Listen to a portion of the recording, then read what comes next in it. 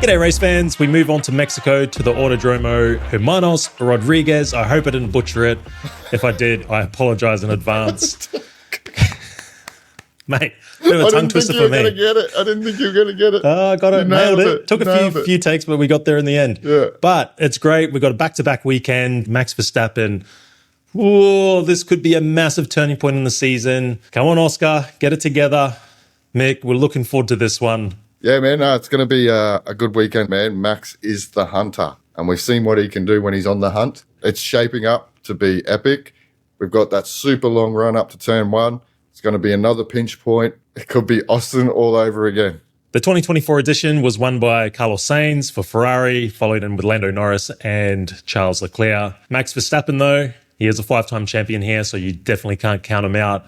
Last year, Pirelli brought the C3, C4, C5 tyre compounds. It was primarily a one-stop affair with most of the drivers starting off on the medium and then finishing off on the hard compound. But this year, they're bringing something a little different. Yeah, so this year, instead of the C3, they're skipping to the C2.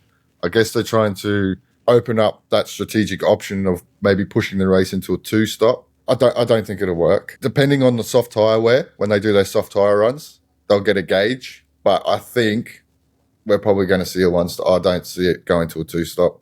We've seen, man, in the past races, the tyre deg has been minimal. So there's not like a massive drop-off. So I don't think you're going to be... These teams are too good, man, now. Like, one stop. That's what it's going to be. Also, a bit of news regarding some FP1 rookie showing. Now we've got Ferrari, Aston Martin, and maybe McLaren, which is a very interesting one. So we'll get into that. Let's get stuck straight in with Red Bull. There's a lot going on here. We know Max Verstappen, he's in the hunt, particularly if he gets another win here, making that championship title race look far more possible. But there was some news coming out regarding a mechanic ripping Lando Norris's tape off the wall that Lando Norris uses as it's like a visual guide to make sure he's as, tight on that grid as possible. And we know also the announcement is coming regarding Red Bull's drivers for 2026. I'll let you start with the mechanic. What do you think of that one? Oh, look, man, it's fair play, right? It's gamesmanship. And the sort of like Red Bull, been there, done that before. Just those little things, man, the little mind games. Probably worth a €50,000 fine. Yeah, so I think it was 50,000. I think it was it euro? I can't remember. Anyway, it was 50,000 something with 25,000 suspended. So the issue wasn't with them taking the tape off. No, That's fair game. The issue was the fact that one of the mechanics or team guys actually went back on the track after the race director told everyone to clear the track. So basically fined for disobeying race director's orders. But, man, they're the little tricks, man. Play on. Play on, man. That's good. I just want to see what McLaren come up with this week with regarding the tape, or they come up with another strategy. I found it quite interesting because I didn't actually know about this until only about 1 or 2 weeks ago, where I saw someone post a video on YouTube about different drivers and their different sort of techniques to make sure that they get on the grid as far possible, with obviously without going over. Yeah. And I thought it was pretty interesting about the tape. And then I'm just wondering if it was one of those things that no one knew about. Someone puts it up on YouTube and a mechanic's got hold of it and gone, mate, next race, I'm ripping that bastard tape off. Possibly. Got to wonder. Possibly. Well, Max, he can come out here and win. And, well, you got to think he's one of the favourites, five-time winner here. To see an interesting statistic regarding points won since the beginning, the end of the summer break. So since Zandvoort, which was, I think, 5 rounds ago, Max Verstappen, 101 points. So in comparison, Oscar Piastri only 37, Lando Norris on 57. And who do you think is in second place? Has to be Woody, right? None other than George Russell. So very interesting. And it's an interesting statistics to sort of show, well, it just clearly shows Max's domination since this point of time. Yeah, look, it's definitely not out of the question. Momentum is such a big thing. We look at the circuit layout. I think Sector 1 and Sector 3, definitely Sector 1 will be strong for Red Bull. I think Sector 2 probably a little bit more in McLaren's wheelhouse, and I think they'll be a lot stronger there. Also, too, I don't know, have we spoken about the altitude here? So we go 2,200 metres above sea level. Little thin up there. He is a little thin. Well, they'll run like a Monaco-style downforce levels, but with the altitude and, like you said, the thin air, the actual amount of downforce they run will be less than what they run at Monza. Yeah, interesting. At the moment, for me, Max is my bet for the win this week. I think they just have a little bit of a pace advantage over McLaren at the moment. Now, Yuki Tsunoda, big one this week. We know the announcement is coming. I mean, I tend to think that they've already made up their minds with the direction they're going to take. You know, when you look at Red Bull as a whole and you look at where Max is now at this point of the season, so close in the championship, mate, he could have done with a number 2 that took away some points from those McLaren lads. Yeah, man, he needed his wingman, right? Like, they would definitely be clearly in second. You know, like you said, with the amount of points that he's been able to take away. Imagine if Yuki was up there with him. Like you said, I think they've made their decision, and I don't think it includes Yuki. Even if he comes out and puts it on the podium, I don't think that's going to be enough. I think the damage is already done. You know, when you look at how many races he's had now at that team, and yeah, there has been a little bit of improvement, particularly since Mecky's appointment. It just hasn't been enough, in my eyes, for a driver in his 5th year. Yeah. If he was a rookie, I'd be like, yeah, mate, you got even more time. But for a driver in his 5th year, I think it's just not quite enough. Now on to McLaren. Interesting, because a long time back in May, they announced that Pato Ward would be making an appearance at the Mexican Grand Prix. Pato Ward being a Mexican IndyCar driver. FP1 appearance. Now, Alex Dunner's already done 2 this year with McLaren. So I think from that point of view of what teams have to do as far as giving a rookie driver a couple of tests, that's done. But it's interesting because if this does go ahead, who takes a step back from FP1? Track time is really important. And you've got 2 guys in this World Championship fight. If you're such a team, you know, equal, everything's equal in Lando and Oscar and all that bullshit, you would have to say, can it? As good as these guys are, you're going to hinder one over the other. Now, you could say if it's 1-for-1, it'd be Lando's turn. Would Lando really want to give it up? Would Oscar really want to give it up? Because you will. You wouldn't. You are going to miss out on track time, valuable track time. And say Mercedes, in Mercedes' position, sure, no issues. But you're not. You've got 2 drivers now. They did the job for you. They gave you the Constructors' Championship. Now you need to give back to both drivers and not put them in a position where one's going to lose out over the other.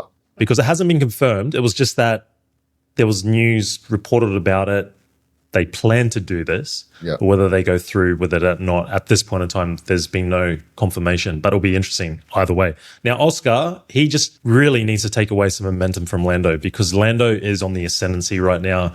He's been getting it done. Like I mentioned, with the points since it's midsummer break, it's been a 20-point swing to Lando Norris. We've always felt Lando Norris is that type of driver that thrives when his confidence is good. So I think Oscar here, he needs a big result, but it needs to be a statement drive. When you look back at the last couple of weekends, man, it's been sort of a scrappy, un-Iceman-like Oscar Piastri. Now, whether that's him cracking under the pressure, look, no doubt you're going to be feeling the pressure. You wouldn't be human if you didn't, especially when you got a guy like Max Verstappen charging home. Tidy up your weekend. I think qualifying for him is going to be super important. Well, you need to be the guy in front of your teammate to make sure you get the priority on the pit call because we've seen whoever goes in second ends up with the slow pit stop. So, it's written. It's going to happen again. Well, it will happen again. 5 races in a row now where the second pit stop has been over a second slower than the first one for whatever reason. Like you said, needs to be a bit of a statement. Just needs to kill that momentum. Lando's just got to keep doing what he's doing because at the moment he's doing the job. He's finishing ahead of his teammate. He's had the wood over him, man. He's definitely been quicker since the summer break, no doubt. Yeah. Well, I think this championship run into Abu Dhabi is interesting as well, is just because of the dynamics of it. You've got Max, 4-time world champion. He's done it, been there, done that.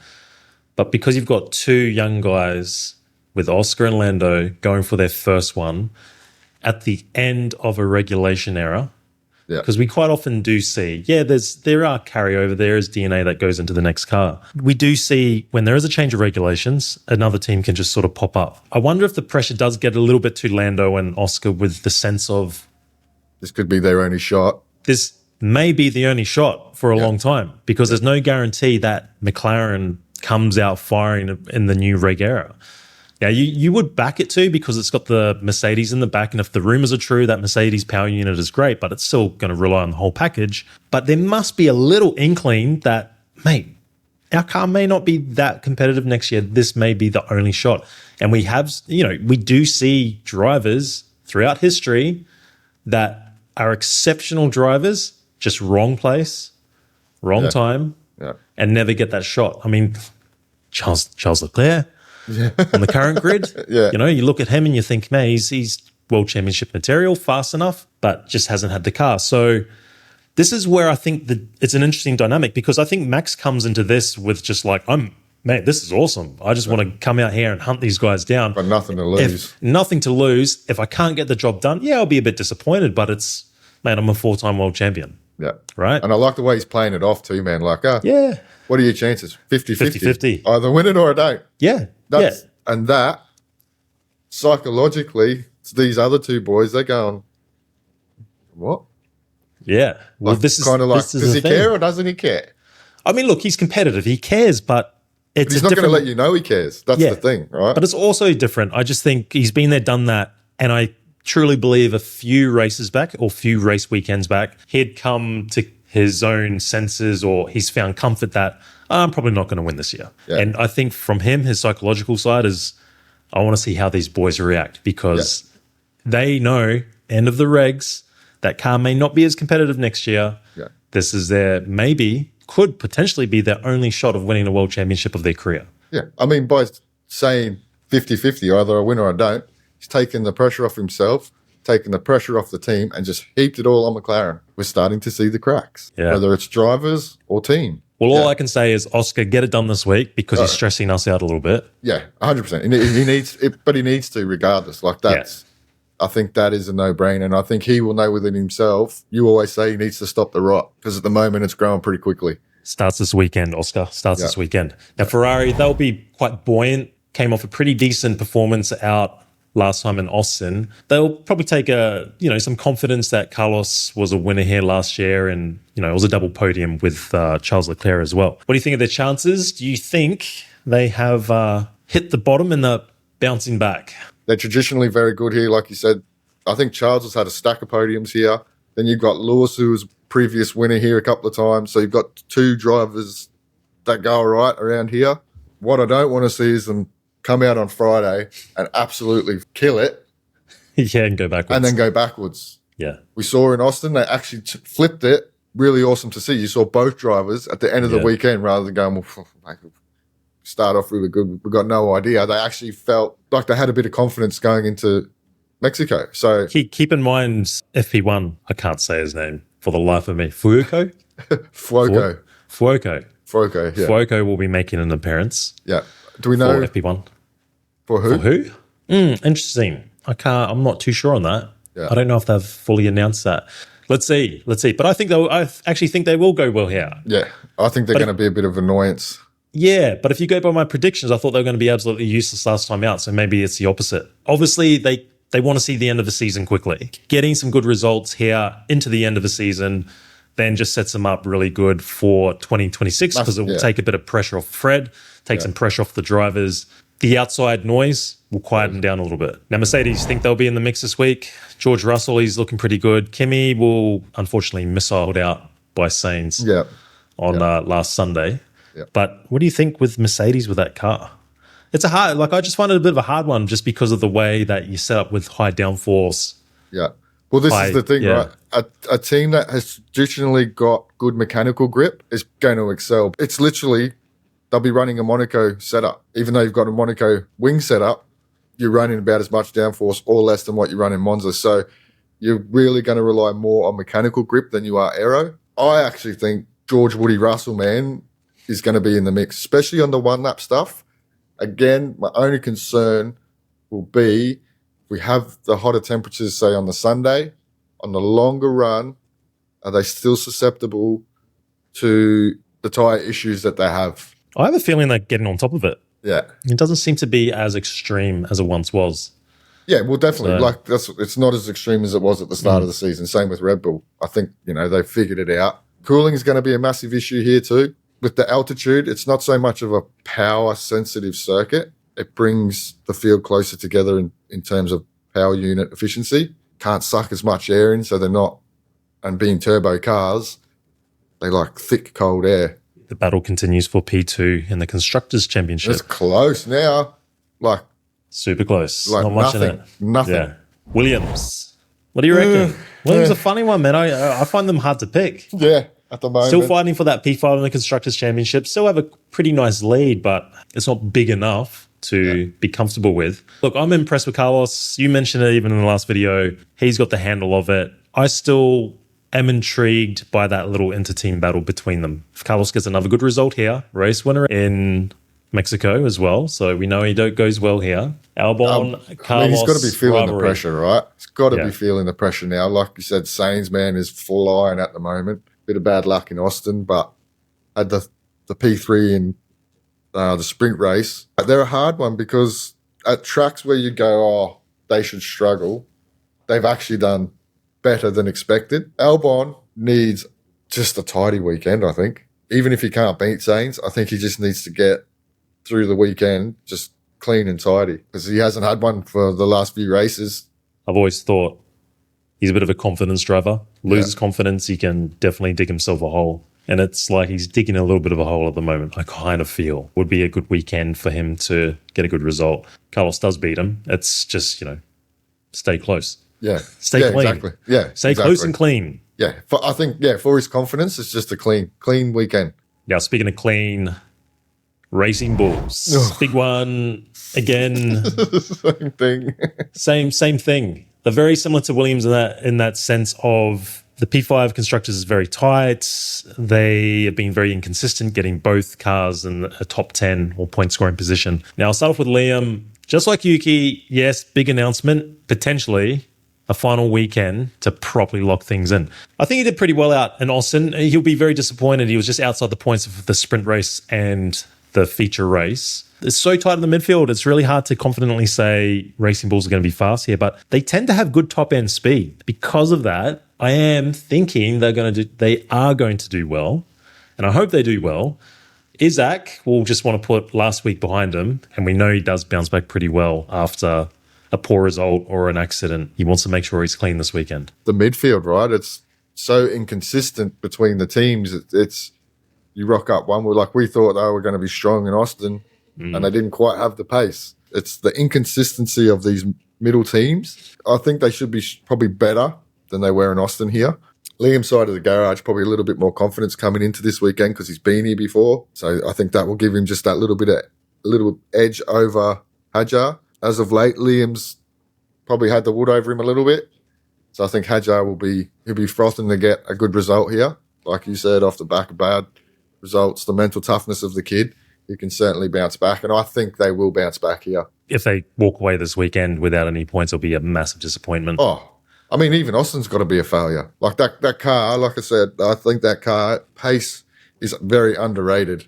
A lot quicker than a lot of the times than it shows. When they put it together, they're quick. They're on par with Williams. Yeah, obviously for Liam's sake, I hope he does well, picks up some good points here, and hopefully he's on the grid for 2026. Now, Aston Martin.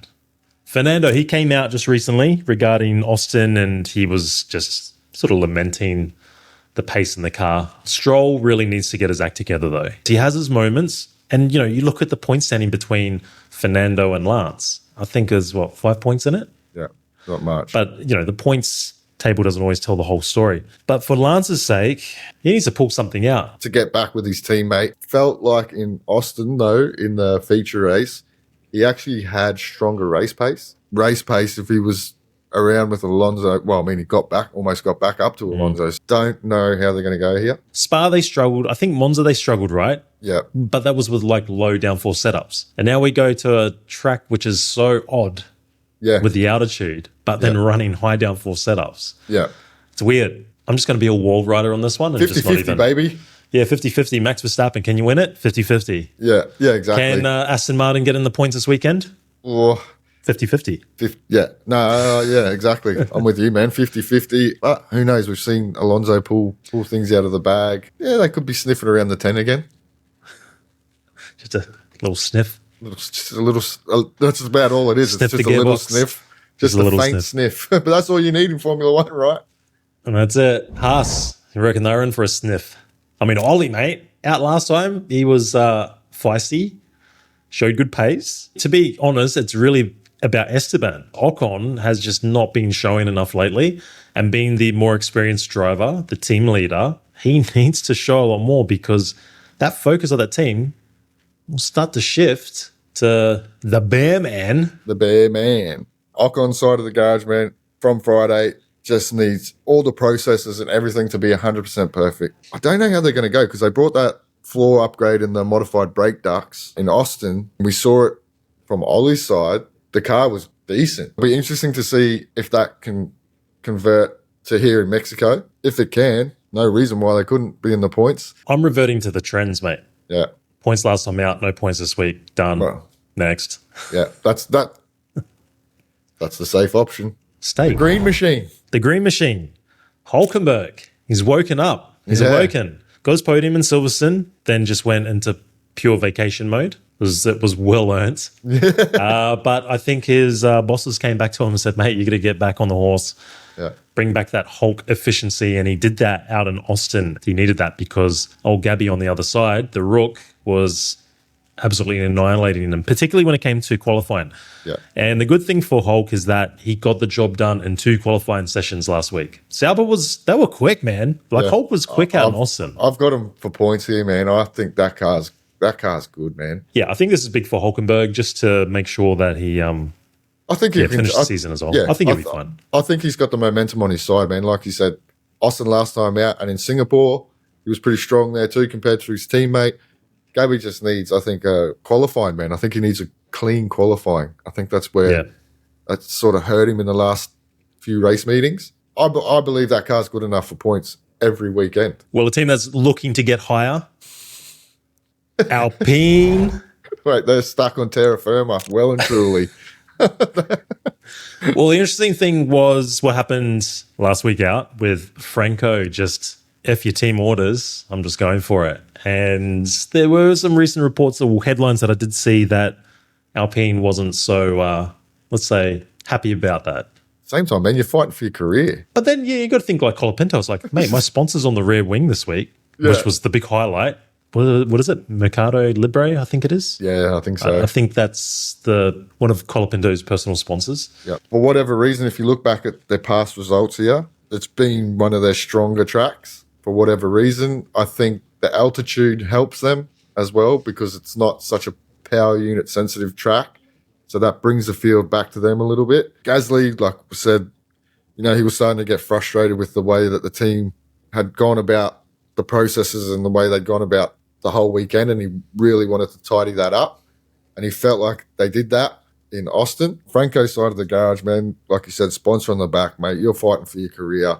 You're getting shit. But, I mean, in the race, at the end, he had the pace. He had more pace than Gasly, and he used it. It wasn't dirty. No, it was a good move. It was a good move. Aggressive move, made it stick. Love to know being fly on the wall and just seeing Flavio's reaction, if it was a positive or a negative one. Yeah. So, but I mean, credit to him, man. Since he come back from that summer break, and I think once he was told you've got till the end of the season, there was that little bit of pressure relief, and he could sort of focus on getting the season done, as opposed to thinking, it's race to race at the moment. Yeah, and just rather than going out there and trying to flog it and show how fast you are, he could actually come back and get into the mode of trying to figure out how to extract the pace from that car. And we've seen it. Like he's turned the corner, man. He's closed up on Gasly big time. It's a double-edged sword too, because you're in a car that is uncompetitive, which can be a positive because it means you're sort of out of the limelight. Yeah. But then on the flip side is you can't, be in the limelight can't be making hitting mistakes. those top tens, getting points, because everyone's looking at him and looking at the table and going, well, he's the only driver on a donut. Yeah. He's got 0 points. Yeah. So people looking at that just think, he's it's been a failure. But it's like, mate, his car hasn't been great. Yeah. And you got to remember with Gasly, most of those points were taken at the start of the season as well. So, yeah, there's more to it than meets the eye with just purely looking at points. Yeah. But you shouldn't be crashing a car that's down the bottom either. That was a massive issue. You know, like I think but when you been look pretty at good since guys like Gabby, these guys where they just outperform what they've got.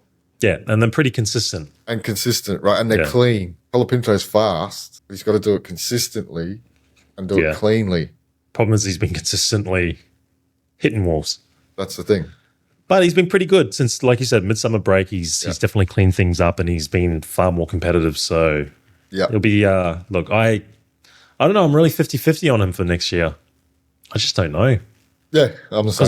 Because I just don't know who else really Alpine has that can sort of come in. Yeah, they talk about Aaron, but then it's like, well, the rookie process all over again. Do you want to do that in an era of new regulations, or do you just stick with Colapinto and go, mate, okay, that was your first sort of not even a full, like, I mean, the guy hasn't even had a full season. Yeah.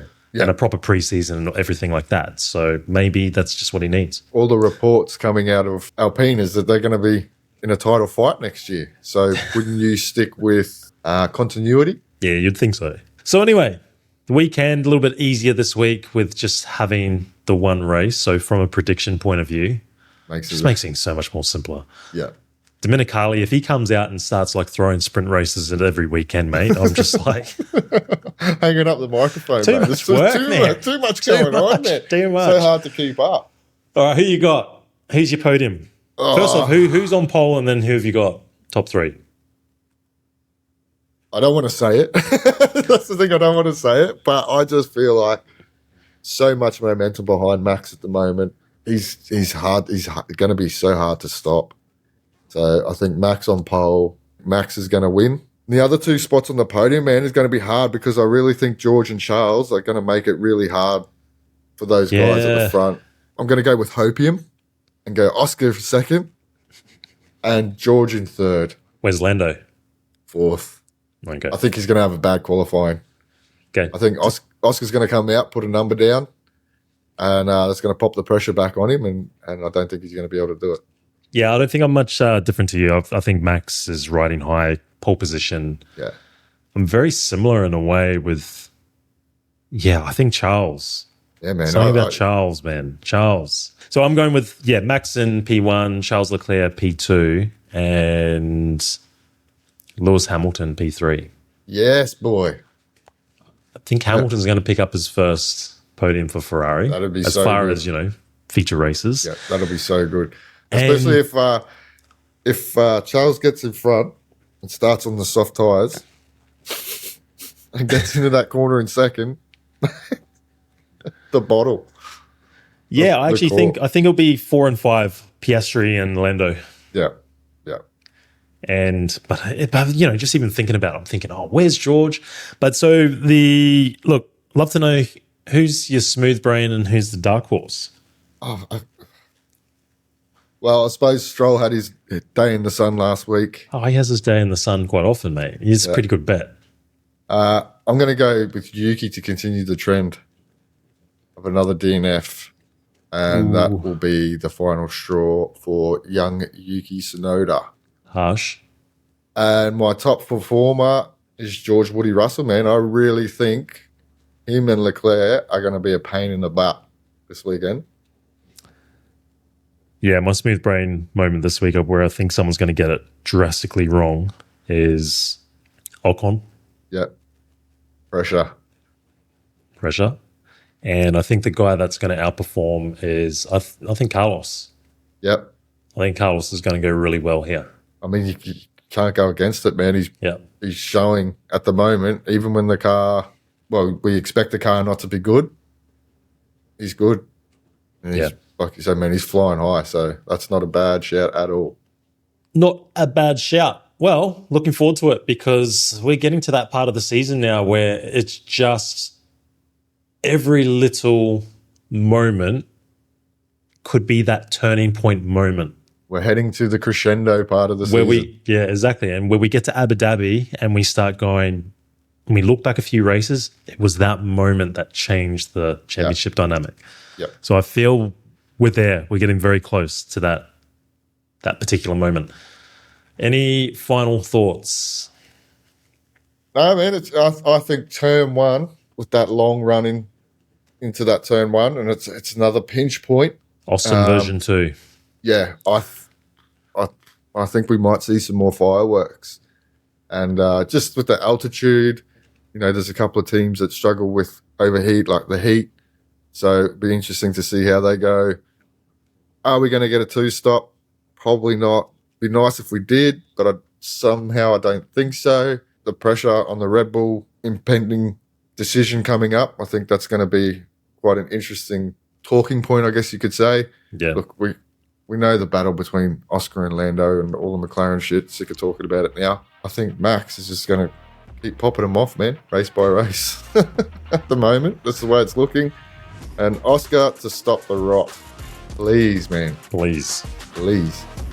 So until then, make sure you like and subscribe, and we will catch you in the next one. Catch up.